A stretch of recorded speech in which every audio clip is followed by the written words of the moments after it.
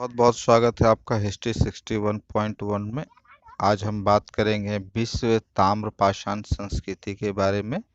विश्व में क्या विलक्षण प्रतिभाएं हैं ताम्र संस्कृति के बारे में, उसके बारे में विस्तार से बात करेंगे।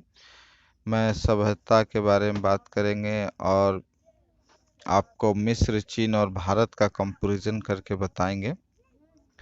नदी जो थी किस नदी में है वो देखिए। मेसोपोटामिया के बारे में बात करते हैं। मेसोपोटामिया जो है दजला एवं फरात नदी के किनारे था और इसका आधुनिक जो शहर अभी वर्तमान में है इराक है। यहाँ परिवहन का साधन नौका एवं पोत था। भाषा लिपि जो थी किलाक्षर थी। धर्म जो था सूर्य, चंद्रमा, आकाश एवं प्रजनन की पूजा हुआ करती थी। शासक वर्ग पुरोहित, राजा या अभिजात वर्ग होता था और सामाजिक वर्ग व्यापारी, दास एवं सामान्य जन थे। मेसोपोटामिया का ये डिटेल है। अब हम मिस्र का डिटेल बता रहे हैं। ये नील नदी के किनारे मिस्र था और इसका आधुनिक शहर जो है मिस्र है। परिवहन यहाँ स्थलीय एवं समुद्री परिवहन का साथ था और भाषा लिपि चित्रात्मक था और धर्म जो था नए शहरों के देवता एवं मंदिरों थी। शासक वर्ग जो था पुरोहित, फराओं एवं राजा था। सामाजिक वर्ग जो था किसान, व्यापारी, शिल्पकार। यहाँ स्मारक जो था पिरामिड था। चीन के बारे में बात कर रहे हैं। ये चीन का जो विश्व ताम्र संस्कृति है वो होंग होंग हो नदी के पर विकसित हुआ था। अभी आधुनिक शहर उत्तरी चीन है। परिवहन जो है रेशम मार्ग था और भाषा यहाँ चीनी भाषा था। धर्म जो है अनेक देवी देवताओं की पूजा होती थी। शासक वर्ग जो था सॉन्ग था। सामाजिक वर्ग था किसान, व्यापारी, शिल्पकार और यहाँ स्मारक जो है वो चीन की दीवार है। भारत के बारे में बात करते हैं ताम्रपाषाण संस्कृति के बारे में, तो यह सिंधु नदी के किनारे विकसित हुई थी। आधुनिक शहर हड़प्पा पश्चिम पंजाब का क्षेत्र था। परिवहन स्थलीय एवं समुद्री था और भाषाई जो थी वो अपठनीय थी। लिपि धर्म जो था मातृदेवी में लिंग पूजा होती थी। शासक वर्ग जो था राजा था। सामाजिक वर्ग जो था किसान, व्यापारी, पशुपालक था और यहाँ का जो स्मारक जो था वो विशाल स्नानागार था। इस प्रकार हमने विश्व ताम्रपाषाण संस्कृति का वर्णन किया है। ये वर्णन अति महत्वपूर्ण है, इसको जरूर से जरूर याद कर लेना है। अब हम बात कर रहे हैं दक्षिण भारत का महापाषाण संस्कृति के बारे में। प्रागैतिहासिक युग के पश्चात कई वस्तुएं ऐतिहासिक युग के आरंभ की सूचना देता है। इन इन कब्रों को महापाषाण इसलिए कहते हैं कि इन्हें बड़े बड़े पत्थरों के टुकड़े से घेर दिया जाता था। इन कब्रों में दफनाए गए लोगों के न केवल अस्थि पंजर ही बल्कि मृद भांड और लोहे की वस्तुएं भी मिलती हैं। वे लोग कई तरह के मृद भांडों का प्रयोग भी किया करते थे। महापाषाणिक लोग प्रायद्वीप के समूचे ऊंचे क्षेत्र में पाए जाते थे, लेकिन उनका जमाव पूर्वी आंध्र एवं तमिलनाडु में अधिक प्रतीक होता है। महापाषाणिक संस्कृति का आरंभ लगभग 1000 ईसा पूर्व माना जा सकता है। महापाषाण कब्र दक्षिण भारत के साथ साथ उत्तर भारत एवं विदर्भ क्षेत्र में भी मिलती है, लेकिन अब इतिहास में महापाषाण संस्कृति कहते हैं, जो सामान्यतः उसका अर्थ दक्षिण भारत की महान पाषाण संस्कृति है। महापाषाण शब्द अंग्रेजी भाषा के मेगालिथिन शब्द का हिंदी रूपांतर है। मेगालिथिन शब्द दो शब्दों मेघा और लिथिन से मिलकर बना है। मेघा शब्द यूनानी भाषा के मेघास एवं लिंद शब्द यूनानी भाषा के लिंथोस से निकलता है। मेघास का अर्थ महाबृहद एवं लिथोन का अर्थ है पाषाण प्रशस्त। मेगालिथिन से आज से बड़े बड़े प्रशस्त पत्थरों खंडों से बने कब्र हैं। मेगालिथिन का निर्माण मृतकों को दफनाने के लिए कब्र के रूप में एवं मृतक के स्मारक के रूप में किया जाता था। ये समझ गए हैं? चलिए आगे बढ़ते हैं। महापाषाण इस संस्कृति की विशिष्ट पहचान थी, इसलिए इसे महापाषाण संस्कृति का नाम दिया गया है।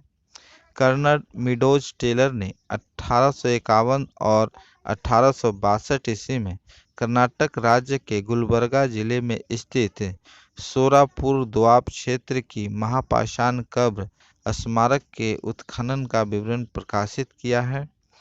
पुरातत्वविद अलेक्जेंडर री ने 1889 से 1905 ईस्वी के बीच तमिलनाडु के तिरुतिनवेली जिले में ताम्रपाषाणी नदी के तट पर स्थित अतिचुल्ला तथा 1904 से 1908 ईस्वी के बीच पेरुबुदुर दो महापाषाण स्थल का उत्खनन करवाया।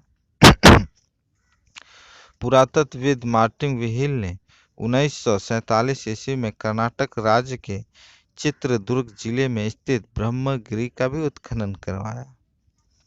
अब हम बात कर रहे हैं ताम्रपाषाणी कालीन स्थल के बारे में, जो कि मुख्यतः 5 हैं।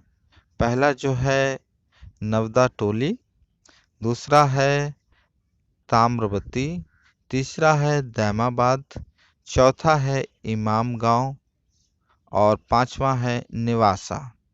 इन सारे चीज़ों को हम विस्तार से बताएंगे।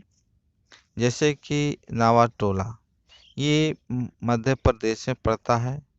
यहाँ पर इस स्थल के उत्खनन HD संकालिया द्वारा किया गया था। इंदौर के निकट नर्मदा नदी के दक्षिण तट पर अवस्थित है। चित्रित काले एवं लाल मृदभांड, जिसे मालवा मृदभांड के नाम से जाने जाते हैं, कताई बुनाई और चरखे तकलियां भी यहाँ प्राप्त हुई हैं। दूसरा जो ये स्थान है वह है ताम्रवती। ये राजस्थान में पड़ता है। यहाँ जो है काले एवं लाल मृदभांड, जिन पर सफ़ेद रेखांकित चित्र से सजे रहते थे, यहाँ प्राप्त हुआ। तीसरा है दैमाबाद। दैमाबाद महाराष्ट्र में पड़ता है। यह गोदावरी नदी के तट पर स्थित है। यहाँ जो मिलने वाले जो चीज़ है, तांबे की 4 प्रमुख वस्तुआं, एक है रथ चलाते हुए मनुष्य, दूसरा है सांड, तीसरा है गैंडा, चौथा है हाथी। ठोस धातु से निर्मित है ये। कलश सावधान के प्रमाण भी मिले हैं। कलश घरों के फर्श के नीचे रखने का भी प्रमाण मिला है। और चौथा है इमाम गांव, महाराष्ट्र में पड़ता है। कच्ची मिट्टी के मकान एवं गोलाकार गड्ढों वाले मकान के साक्ष्य भी मिले हैं। पांचवा है नेवासा। नेवासा जो है महाराष्ट्र में पड़ता है। पटसन का प्रथम साक्ष्य एवं मृदभांड लाल तल पर काली डिजाइन वाले चाक निर्मित बर्तनों के प्रमाण मिले। ये तो थे ताम्रपाषाण कालीन स्थल, जो कि आपको इसको याद कर लेना है। कभी भी परीक्षा में पूछा जा सकता है किस स्थान पे पड़ता है, यहाँ क्या क्या नाम मिला है, क्या क्या वहाँ वस्तुएं मिली है, ये सारी जानकारी हमने दी है। आगे हम बात करते हैं मुख्य बिंदुओं के बारे में, जैसे मानव सभ्यता का क्रम। तो पहला है पाषाण काल, दूसरा है ताम्र काल, तीसरा है कांस्य काल और चौथा है लोहे काल। ये चारों काल जो है मानव सभ्यता का क्रमबद्ध है।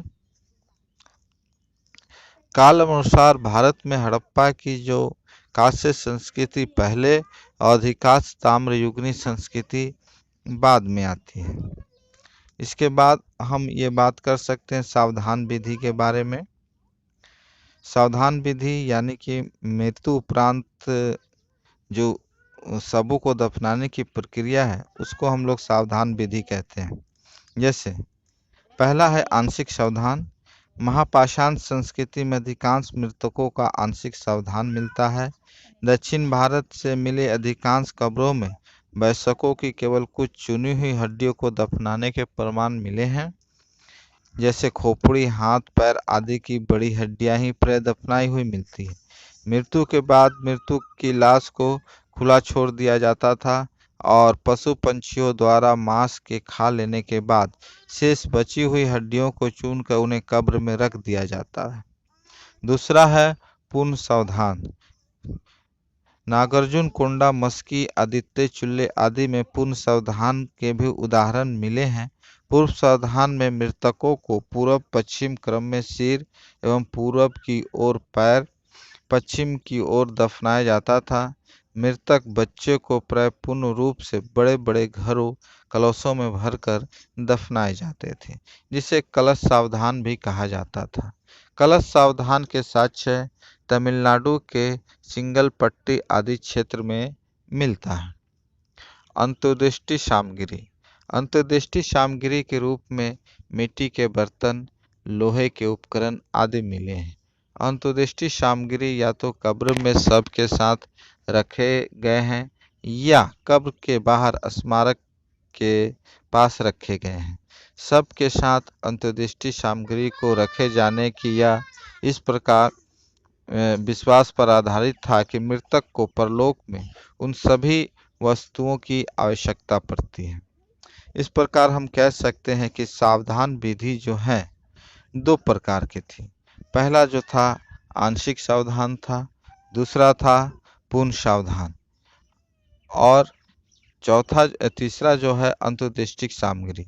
ये सारे चीज को आप कंठस्थ कर लीजिएगा। हो सकता है कि प्रश्न इसी में आए, ये जरूरी भी है, आ भी सकता है। अभी तक इस क्लास को हम यही समाप्त करते हैं। अगले क्लास में आपसे जल्द मिलते हैं। नमस्कार, धन्यवाद, जय हिंद, जय भारत।